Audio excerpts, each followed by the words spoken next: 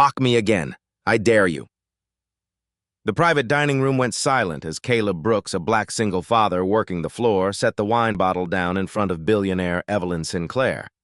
Seconds earlier, she had laughed at his job and told the table exactly where a man like him belonged, and 16 people had laughed with her.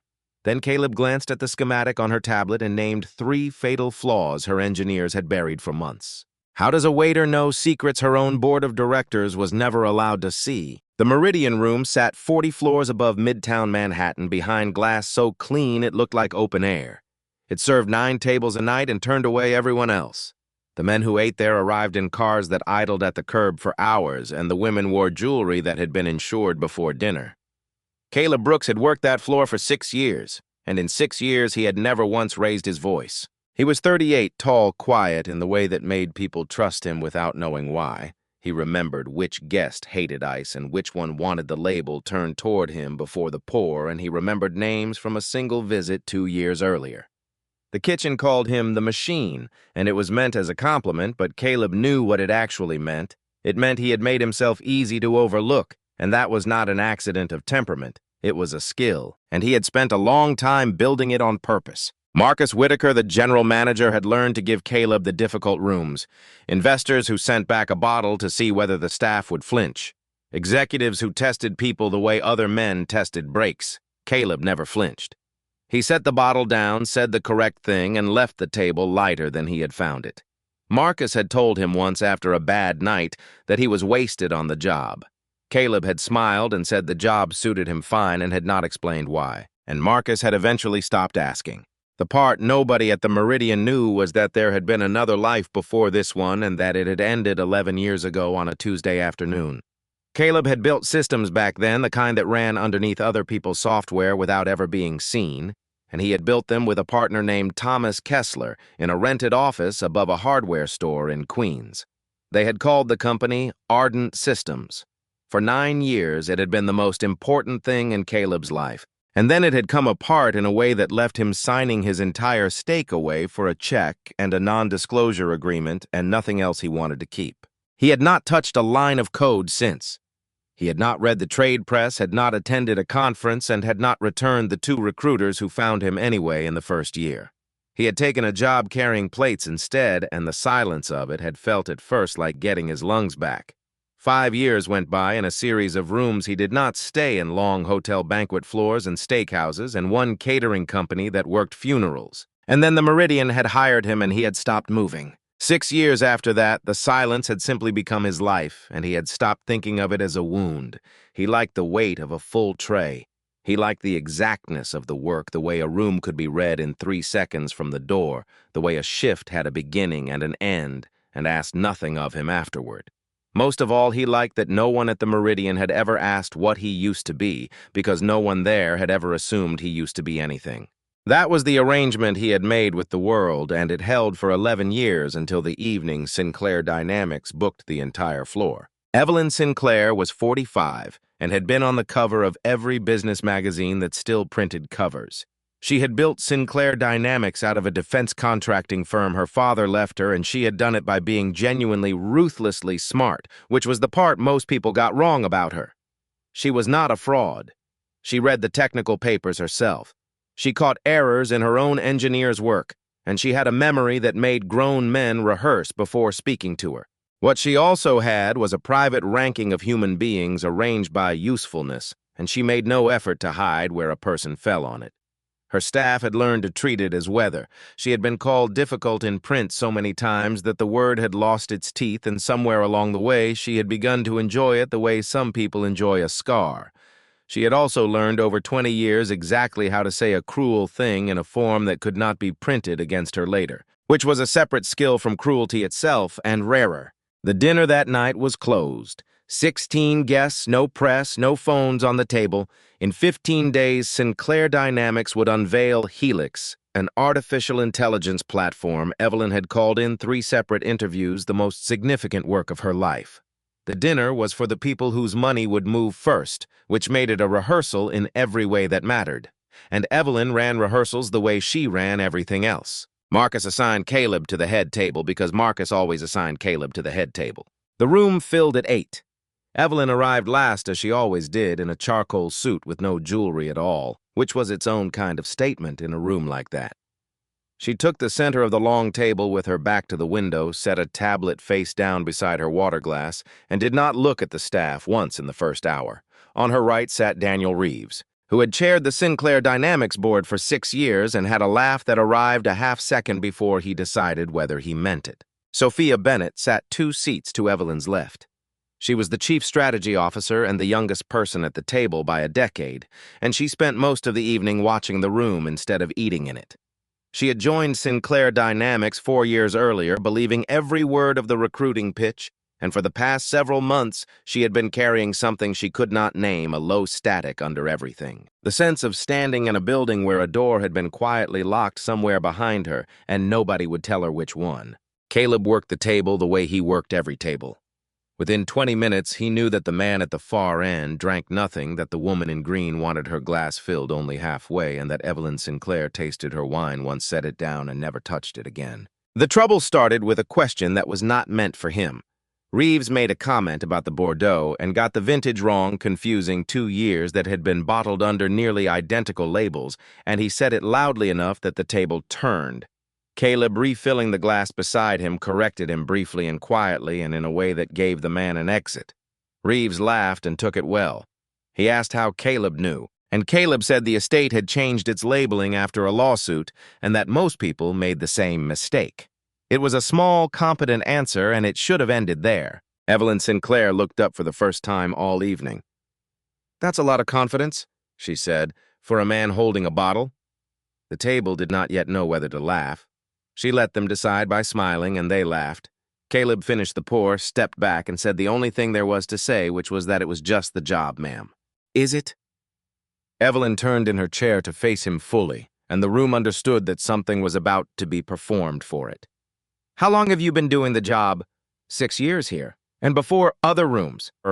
Other. Her smile widened by exactly nothing. "You know what I find interesting? A man your age still on the floor, not managing, not owning, carrying." She turned back toward the table as though sharing an observation about the weather. Most men have picked a direction by 38. Some just keep circling the same room until the lights go off." Reeves was the first to laugh with her, and once the chairman laughed, the rest of the table followed, and Sophia Bennett laughed half a beat behind them and then looked down at her plate and did not look up again for some time. Caleb said nothing. He had been in rooms like this before, and the correct move was to become furniture again as fast as possible, so he turned to leave. "I'm curious, though," Evelyn said to his back. "Where do you think a man like you fits exactly? Because I've built rooms like this one, and I can tell you who belongs in them. It isn't a matter of effort. It's a matter of what you were built to do. Some people are architects, some people poor." The word landed on Caleb harder than she could have known, and he did not let it reach his face. She was not finished. She looked at him a moment longer, at his face and at his hands, and when she spoke again, she made her meaning unmistakable without ever putting it into a sentence anyone could carry out of the room and use. "You have to understand what that badge means for a man in your position," she said. "This is as close to this world as you're going to get, and you're doing very well at it, truly. There's dignity in that." She raised her water glass and inched toward him. "Just don't confuse being in the room with being invited to it." 16 people laughed, and not one of them looked at him while they did it. Caleb stood there with an empty bottle in his hand and understood the shape of the moment precisely. There was no version of speaking that ended well. Marcus was watching from the service door with his jaw set, and Marcus would defend him privately and fire him publicly if it came to that, because that was how the business worked, and both of them had always known it. He inclined his head half an inch, wished them a good evening, walked to the service station, and set the bottle down without making a sound. Sophia Bennett felt her face go hot and said nothing, and understood in that moment that she had joined something rather than merely witnessed it, and she would remember the sound of her own laugh for a long time afterward. The next hour passed without incident. Caleb cleared the second course and brought coffee and did the work exactly as he had done it for 6 years, and nobody at the table looked at him again, which was the entire point of what had been done to him. At 10:40, Evelyn turned her tablet over. She did it because Reeves had asked a question about latency, and she was not a woman who answered technical questions with adjectives. She woke the screen, rotated it toward the 2 men beside her, and began walking them through the architecture of Helix, layer by layer, with the flat confidence of someone who had read every line of it herself. Caleb was standing behind her right shoulder, refilling the water glass of the guest beside Reeves. The screen was angled up and toward him. He did not mean to look, and the training that had kept his eyes off guest screens for 6 years held for roughly 2 seconds. Then it stopped holding because he recognized what he was looking at. Not the branding, not the interface. The shape of the thing underneath, the way the intake layer split incoming data into 3 parallel streams and reconciled them at a single arbitration node instead of 2. It was an unusual choice, and in fact, almost nobody made it because it traded redundancy for speed in a way that looked reckless on paper and only worked if the reconciliation logic was handled in one very particular manner. Caleb knew it worked because he had designed it. He had drawn that arbitration node on a whiteboard above a hardware store in Queens with Thomas Kessler arguing against it for 2 hours. The water reached the fill line. He stopped pouring and did not move. He read the rest of it fast, the way a man reads a page he already knows by heart, and the core was his. Not similar to his. Not derived from his. His with newer layers grafted over the top like an addition built onto an old house. Ardent Systems had been sold, and its assets with it, and Caleb had signed every page, so there was nothing illegal in what he was looking at. That was the first thing he understood, and it took about a second. The second thing took 4 more, and it was worse. The arbitration node only held if the reconciliation logic was fenced correctly, and on Evelyn Sinclair's screen it was not fenced at all. He could see the shape of the failure the way a builder sees a load-bearing wall with a doorway cut through it, and there were 3 of them, and he counted them without deciding to. 1 in the arbitration node itself, 1 in how the system weighted its training data when the input distribution thinned out, which meant it would fail hardest on exactly the people who were already least represented in that data, and 1 in the fallback path, which was not a fallback at all because it routed recovery straight back into the node that had already dropped the stream. Any one of them would surface under load. All 3 together meant the platform would not merely produce errors. It would produce confident errors, and it would produce them in a pattern, and the pattern would land on people who would be told the machine had no opinion about them. They were not obscure. They were the kind of flaws any senior engineer would find inside a week, which meant somebody at Sinclair Dynamics had already found them, and the launch was 15 days away, and Evelyn Sinclair was sitting at this table walking her investors through the architecture with total confidence. Caleb straightened and stepped back from her chair. The pitcher was steady in his hand, and his heart was going hard enough that he could hear it in his ears.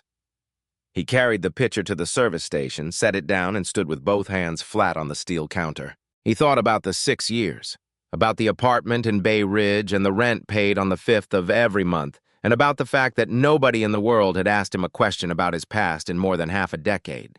He thought about how much that quiet had cost him to build and how completely it had worked, and about how nobody at that moment was trying to take a single thing from him, which was not a small thing to have. Most men never got it at all. Then he thought about the phrase, "Some people are architects, some people poor," and about the fact that in 15 days a system carrying his design and 3 fatal flaws would go live in front of the world, and that the first people it failed would be people nobody at that table would ever have to meet. Marcus came up beside him and said low and fast, "Don't, whatever it is, don't." Caleb did not answer. He could walk back out, clear the plates, finish the shift, go home, and let this pass over him the way 11 years of things had passed over him, and nobody alive would ever know he had recognized anything. That option was still on the table. It would remain on the table for perhaps 4 more minutes. Or he could open his mouth in a room full of people who had just laughed at him and put himself directly in the path of the most powerful woman in American technology, with nothing behind him but a memory and a job that would be gone by morning. Through the doorway, the table laughed again at something he could not hear. Caleb Brooks picked up a fresh bottle, checked the label, and walked back toward the light. He came around the table on Evelyn Sinclair's right, set the fresh bottle down with the label turned toward her the way she preferred, and did not step back afterward. "Mock me again," Caleb said. "I dare you." The room stopped, and it did not stop gradually. 16 people who had been mid-sentence were suddenly not, and the only sounds left were the ventilation and a fork settling against china somewhere down the table.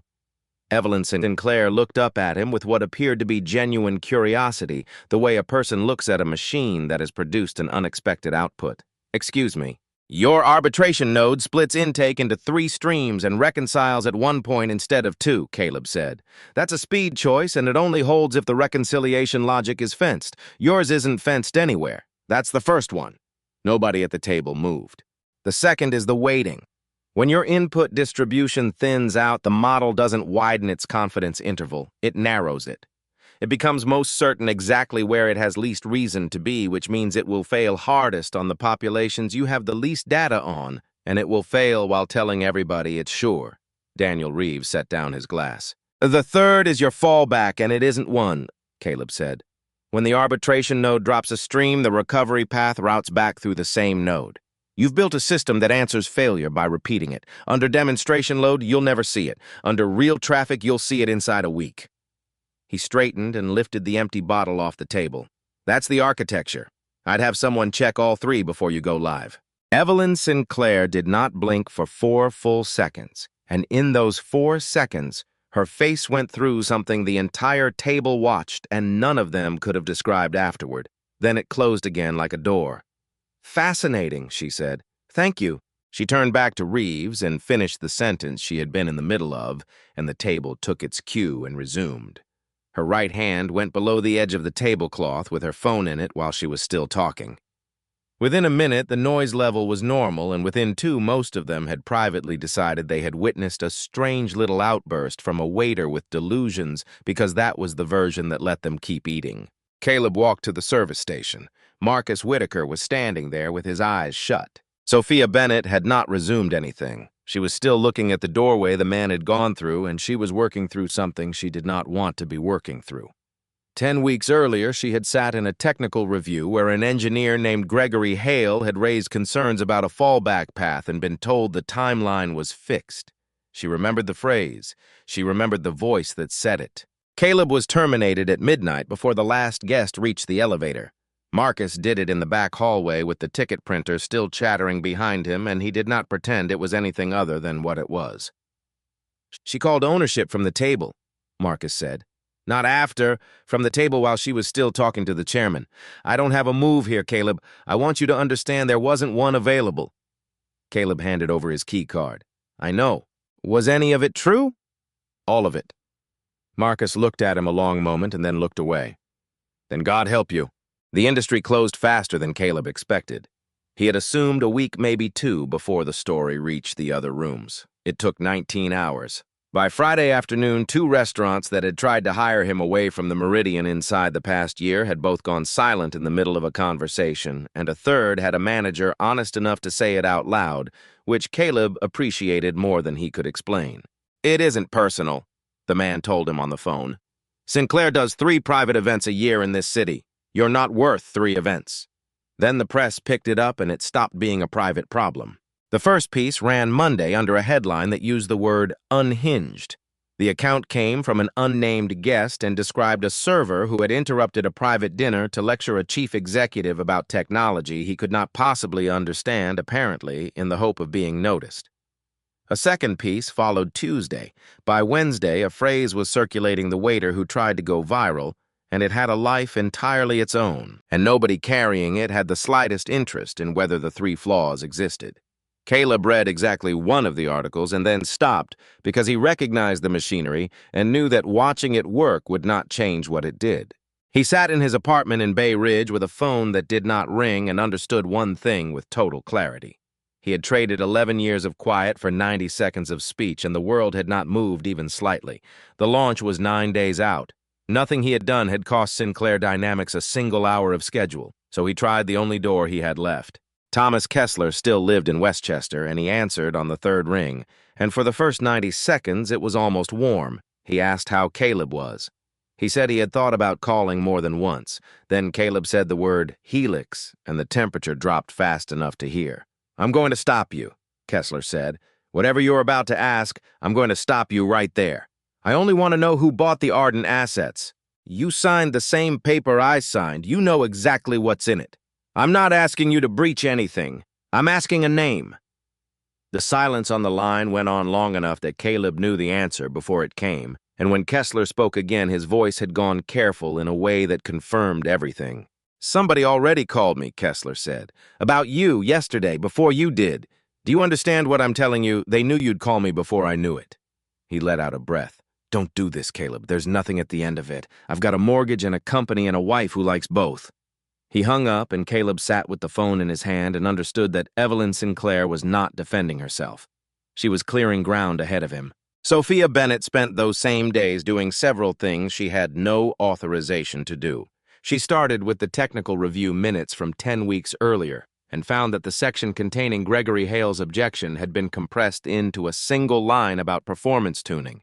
She found that the original recording had been archived rather than retained, which was a distinction she had never had reason to learn before and now could not stop seeing. She found that Hale had transferred to another team in April and had not attended an architecture meeting since. She went to find him, and he agreed to meet her in the parking structure, which told her most of what she needed before either of them spoke. Gregory Hale was in his 50s and had been at Sinclair Dynamics longer than Evelyn had run it, and he carried the specific exhaustion of a competent man overruled too many times to keep count.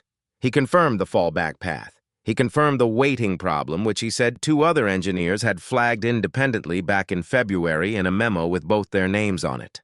He confirmed the missing fencing on the arbitration node, and he said that one was the oldest of the 3 and the one nobody would touch. Why not? Sophia asked. Because it's load-bearing. You don't patch it, you rebuild the intake layer. Hale looked at her carefully. And the intake layer isn't ours. She did not say anything. It came in with an acquisition years before any of this, he said. It's clean legally. The company was bought outright, everything, with it signed and paid. But it isn't Sinclair Architecture, and it never was, and everyone senior enough to know that has been told very clearly not to say so in a room with a recording device in it. Sophia asked what the acquisition had been called. Ardent Systems, Hale said. She went back to her office and pulled the file, and it was exactly as clean as he had promised. Ardent Systems purchased 11 years earlier through an intermediary holding company, all assets and all intellectual property conveyed all consideration, paid nothing irregular anywhere in it. 2 founders listed, Thomas Kessler, Caleb Brooks. The word she had been reaching for since the dinner finally arrived. And it was not theft, because theft would have been simpler and easier to live with. Evelyn Sinclair had bought a foundation legally built on it for a decade, sold the result to the public as her own invention, and then when the engineers who understood that foundation warned her that 3 flaws in it would surface under load, she had decided the launch date mattered more than the warning. And when the man who had drawn the foundation stood in front of her and named all 3 from memory, she had recognized him instantly and smiled and reached for her phone under the tablecloth. Sophia sat with that for a long time. Then she started copying files. Evelyn Sinclair, meanwhile, escalated.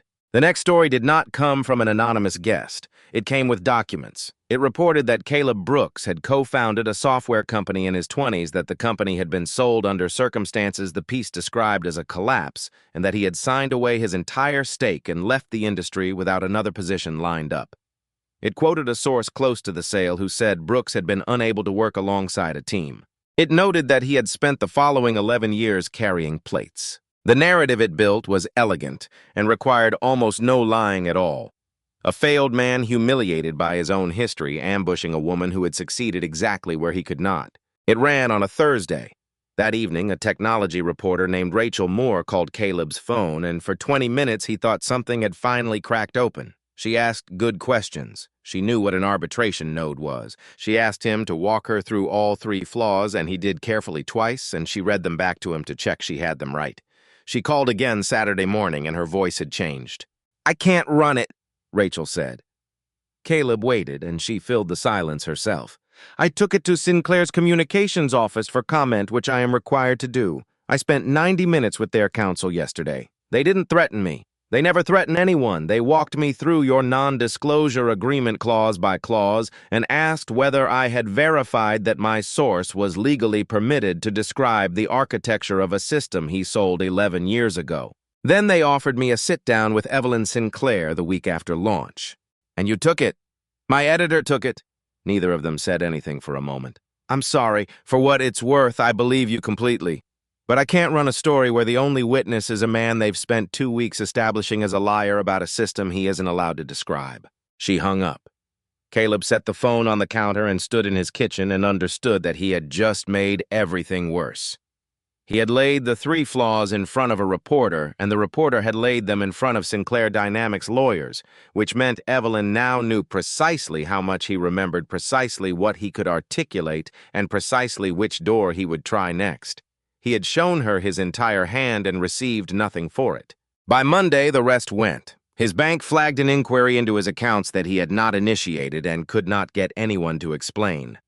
His landlord called to ask carefully and with obvious embarrassment whether there was anything he ought to know.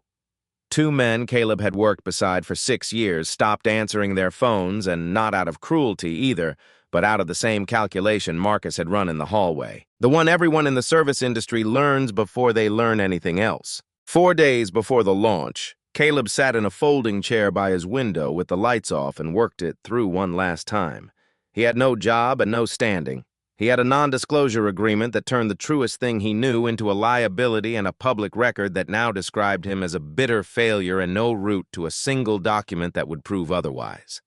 Every door he had tried had closed, and the ones he had tried had closed faster precisely because he had tried them. The thought that arrived was not dramatic. It was flat and reasonable, and it went, she was right about the room. Not about him. About the room. There had never been a version of this in which a man standing outside with nothing but a memory moved a company worth $14 billion. He had known that for 11 years and had forgotten it for 90 seconds, and those 90 seconds had cost him everything the 11 years had bought. Sitting in that chair in the dark, he decided to stop. The knock came at 9:40 on Wednesday night. Sophia Bennett stood in the hallway in a coat thrown over work clothes with a canvas bag against her hip, and she had the look of a woman who had rehearsed something in the car and lost all of it on the stairs. "You don't know me," she said.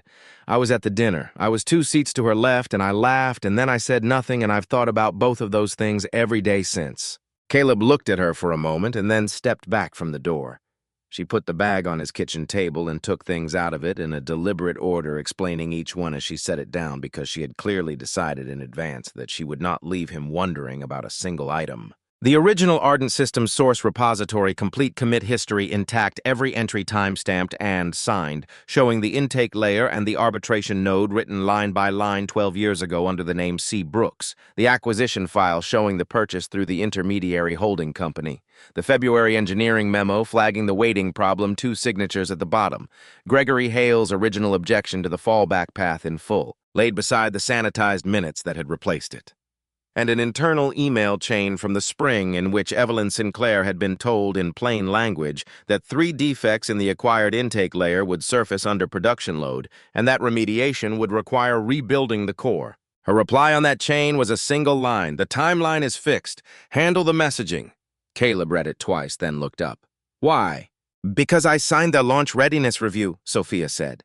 "My name is on the bottom of it. I didn't know about the core and I didn't know about the memos, but I also didn't ask, and there is a difference between those 2 things that I have been pretending there isn't." Her hands were flat on the table on either side of the documents. "If I take this to the board, they bury it and me by Friday afternoon. If I take it to the press, their lawyers do to me exactly what they did to that reporter. It only works if it happens somewhere she can't stop it happening." Caleb looked at the papers spread across his own table, and then at the window, and then at nothing at all. "The launch is Friday morning," he said. 9 o'clock, investors press the full board, 3 live feeds. Sophia's voice was steady now. "She presents the architecture herself. She always does. She won't let anyone else touch it." Caleb Brooks sat down slowly at his kitchen table, and for the first time in 13 days, the numbers came out differently. The Sinclair Dynamics launch was held in a converted terminal building on the west side with a stage at one end and seating for 900, and by 8:40 on Friday morning the room was full. Investors in the front 12 rows. Press along both walls with cameras already live. The board seated together on the left with Daniel Reeves at the center of them. 3 separate feeds carrying the event out to markets in 4 time zones. Caleb Brooks came in at 8:52 through the main doors in a plain, dark suit wearing a guest badge Sophia Bennett had issued him at 6 that morning, knowing while she typed his name into the system that it would end her career by lunchtime whether or not anything else worked. He took an aisle seat 14 rows back and waited. Evelyn Sinclair came out at 9 exactly. She got the applause she always got and let it run about half as long as most people would have, and then she began, and she spoke for 9 minutes without notes. She talked about inheriting a defense contracting firm and what she had made of it. She talked about a decade of work behind Helix, about the engineers who had lived inside the problem, about what it had cost to get here. She used the word hours 8 times, and the word built 6. And she never once said the name of a company purchased 11 years earlier through an intermediary holding company. Then she said she wanted to show them the architecture because she had never believed in describing engineering with adjectives, and the schematic went up on a screen 40 feet wide. Caleb stood. He did not shout. He pitched his voice to carry to the stage and no further. "Ms. Sinclair, before you present the intake layer, this room should know where it came from." 900 heads turned.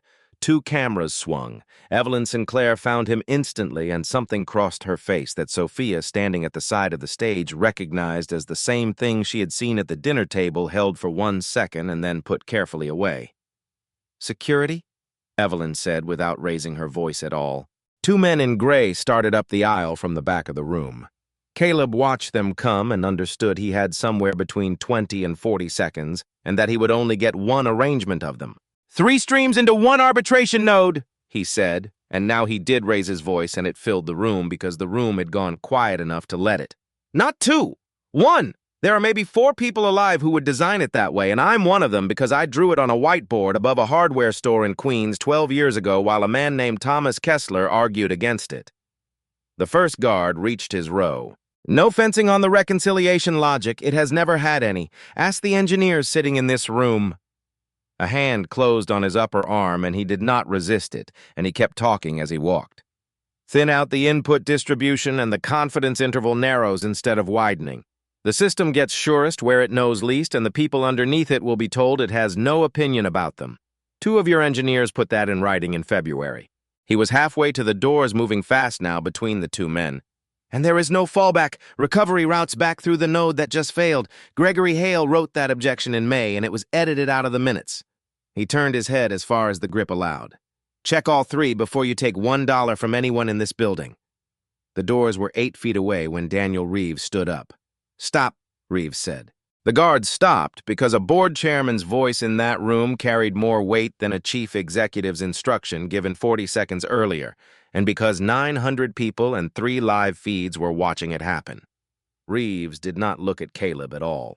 He looked at the row of senior engineers seated behind the board section and asked whether any part of that was correct. Nobody answered for 3 full seconds. Then Gregory Hale stood up. He was 54 years old and had been at the company 19 years, and his voice was not steady when he started and was completely steady by the 3rd sentence. "The fencing is missing and has been missing since the acquisition. I raised the fallback path in May, and my objection was recorded and then summarized out of the minutes by someone above me. The waiting memo exists. It was filed in February, and it has 2 names on it." He looked directly at the stage. "Everything that man just said is accurate. All of it has been known inside this company since the spring." 2 more engineers stood up behind him. Neither of them said a word. They did not need to. Evelyn Sinclair was still at the podium, and for the first time in her professional life, in front of 900 people, she had nothing prepared. "This is a former employee of a catering vendor," she said, "who has been the subject of press coverage for 2 weeks, and I am not going to allow a product launch to be hijacked by—" "He was never an employee of yours," Sophia Bennett said, walking out onto the stage. She had a folder in one hand and a laptop in the other. She set the laptop on the podium beside Evelyn's own, and she did not look at her once, not then and not afterward. "My name is Sophia Bennett. I am the Chief Strategy Officer of this company, and I signed the launch readiness review for this product 6 weeks ago." She turned toward the board section. "I signed it without the information I am about to put on that screen, and I am aware of what that says about me." The first document went up, the acquisition file. Ardent Systems purchased 11 years earlier through an intermediary holding company. All assets and intellectual property conveyed 2 founders listed by name: Thomas Kessler, Caleb Brooks. "The intake layer of Helix is not Sinclair architecture," Sophia said. "It was acquired. The purchase was legal and complete, and nobody in this room is alleging otherwise. What is not legal is the description this company has put on the public record for 3 years, which is that this platform represents a decade of internal invention. That description is false, and every person senior enough to know it was false was instructed not to say so in any room containing a recording device. The second document went up the February waiting memo with both signatures visible at the bottom. The third was Hale's original objection, set side by side with the sanitized minutes that had replaced it, and the room made a low sound when the two versions appeared together on the same screen. Then Sophia put up the commit history. It ran down the wall in reverse chronological order, thousands of entries, and she scrolled to the bottom to 12 years earlier, where the intake layer had been written line by line across 4 months, every commit time stamped and signed with the same name. C. Brooks, C. Brooks, C. Brooks. It scrolled for 11 seconds, and nobody in the room made a sound while it did. And 900 people watched a man's name go past in the building where he had been described 90 seconds earlier as a former employee of a catering vendor. The last item, Sophia said, is an internal chain from the spring in which the chief executive was told in plain language that 3 defects in the acquired intake layer would surface under production load and that fixing them would require rebuilding the core. The email went up on the 40-foot screen, and she did not read it aloud because the reply was one line, and every person in the room could see it for themselves. The timeline is fixed. Handle the messaging. Evelyn Sinclair stood at the podium underneath her own words in letters 3 feet high. She had not moved in some time. Her hands were flat on the lectern, and her face had gone completely still, and what Caleb could see in it from the aisle was not shame. It was calculation running and finding nothing at the end of any of it, and then finally stopping. She had built an entire life on being the smartest person in every room she entered, and she was still at that moment the smartest person in this one. That was the part nobody would write about afterward. She had known about all 3 flaws since the spring and had believed with total confidence that she could carry the launch across the line and rebuild the core quietly in the following year because she had done harder things than that before, and every one of them had worked.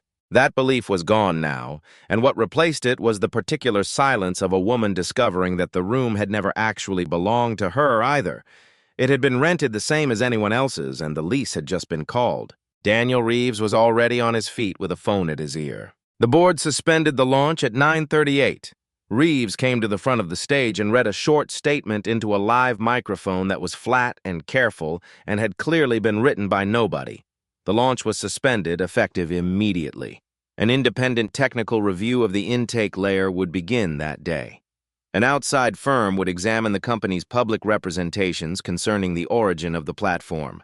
Evelyn Sinclair was suspended from all duties pending the outcome. She left the stage under her own power and did not look at a single person on her way out, and the cameras followed her the whole length of the room. What followed took most of a year and was for the most part deeply unglamorous. The independent review confirmed all 3 flaws inside 9 days. It reported that the second one, the waiting, would have produced systematically confident errors against underrepresented populations in live production. And that was the finding that moved the story off the technology pages and onto the front of everything.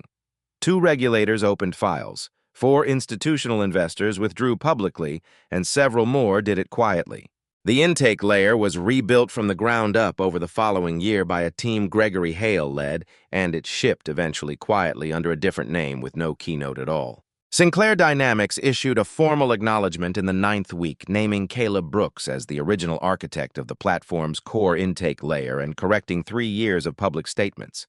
In the same document, the company's general counsel confirmed that Brooks had never breached the non-disclosure agreement he signed 11 years earlier and that no action would be brought against him, which Caleb's own lawyer told him was the paragraph worth more than everything else in it combined. Evelyn Sinclair was terminated for cause in the 7th week. The board's findings, released in redacted form, did not use the word fraud and did not need to. She sold her equity over the following months at prices she would once have found insulting. She did not give the sit-down interview Rachel Moore's editor had been promised. Rachel Moore ran something else instead, a long piece about the 2 weeks in which a company's legal department had made a true story unpublishable. And it was the best work of her career, and she did not spare herself anywhere in it. That was the one article Caleb read all the way to the end. In the 12th week, Daniel Reeves called and offered him the position of Chief Technology Officer. They met in a conference room with the blinds up, and Reeves made the case honestly, which Caleb respected. The company needed the architecture rebuilt by the person who understood it. The optics were obviously excellent, and Reeves said so out loud instead of pretending otherwise. The compensation was a number Caleb had not seen written down in 11 years. He turned it down. "Can I ask why?" Reeves said. "Because you were in the room, at the dinner. You were the first one to laugh with her." Reeves did not deny it. "I'm not saying that to punish you, and I'd have hired me too in your position." Caleb sat back. "But 16 people watched that happen, and not one of them said anything, and that wasn't a failure of information. Everybody at that table understood exactly what was occurring. It was a culture doing precisely what it had been built to do.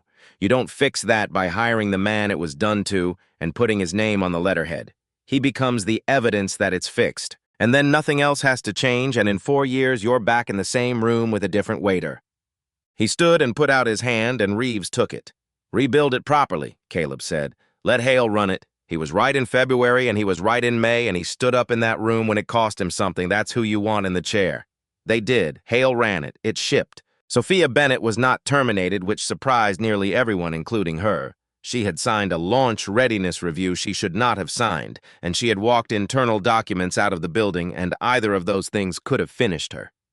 The board's own investigators concluded that the second had corrected the first. The shareholders concluded something similar, and in the 5th month she was named Chief Executive Officer.